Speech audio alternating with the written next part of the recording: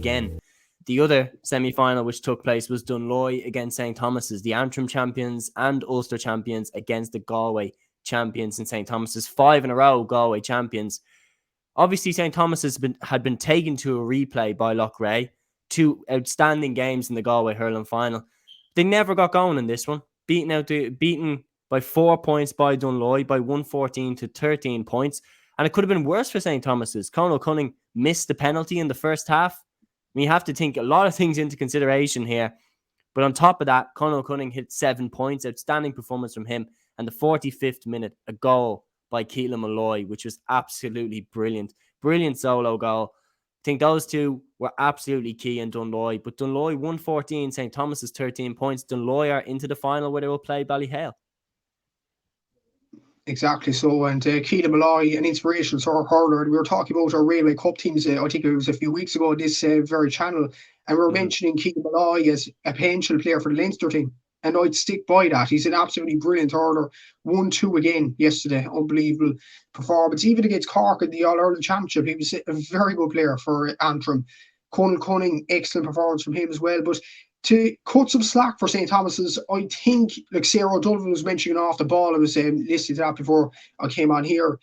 St Thomas's were actually missing a few players due to injury and stuff like that. So maybe that's just an excuse too far. I don't know what it is, but and again, they are getting tested in Connacht. They're only tested in Galway really, and once they get out of that championship, they go in cold. And I suppose there might be an argument here: could St Thomas's go into the Ulster Championship? I don't know what you think about that yourself. Maybe it's like you have to give the Galway champions a bit of exposure as well. It would definitely shake it up, though. I don't know how they would go about with the structure if they did move St Thomas's and if they did move Galway over, because obviously Galway are the only club there in the Senior Hurling Championship. So once they win Galway, they're straight in to the semi-finals.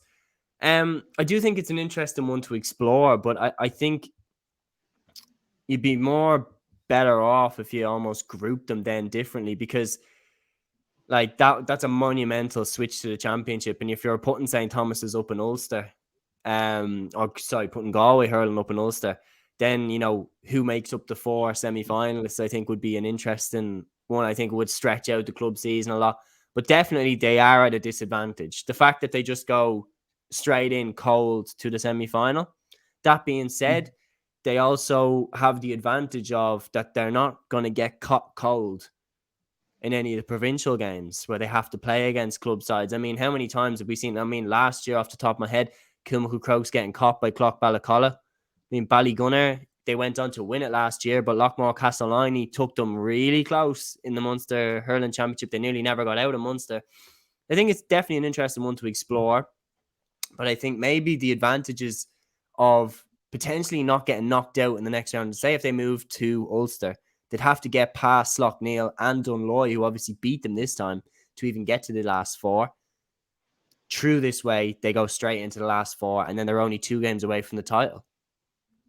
Exactly. So that's a very good argument to make, Seamus. But this would be an interesting one. If, let's just say, obviously Ballygunner won the All-Ireland last season. If the Munster champions, which again were Ballygunner this season, go straight through to the All-Ireland final, and then the Leinster champions play the Ulster champions, maybe there could be something like that. I don't know what you think about that. Or maybe have the Leinster finalists play against the Munster finalists in a quarter-final. But I can see your arguments to say the GAA club season will be stretched, and that's probably the last thing we need, considering player welfare is a big thing, especially this season after the long COVID season the year before. So there is a few avenues to go down there, but you have to take into consideration as well, St Thomas's, like over the last few seasons, they went in against the Ballyhale Shamrocks, against the Munster champions Ballyhale and Dunloy this time, and they lost all 3. So there's a common denominator here that the Galway champions, while it's a good championship itself, like the Galway Hurling Championship, I've heard some good things about it, and Henry Shefflin is a good team there at inter-county level. But the proof is in the pudding there. The clubs just struggle to get out of Galway. They don't get games in Connacht for obvious reasons. The Mayo champions, Roscommon, they aren't up to the level whatsoever at all. So, there's a few avenues to go down, but the last thing you want is to prolong the club championship. I can see your point there. Yeah, no, I just feel like we're already at breaking point nearly. We have competitions overlapping. We have the Sigerson Cup and the Fitzgibbon Cup overlapping with the league. You know, the club championship will still be going on. Like things like that just make it really, really difficult on the players. And I feel like we need to be kind of moving, my opinion, we need to be moving the opposite way. We need to be looking at, you know, how can we shorten it up? How can we give the players more time, you know, for their personal life, for their holidays? Because these are still young lads. A lot of them want to go away, and maybe we could try and figure out a way that players can go on holidays and not have to take the year out of the county panel, like that type of thing.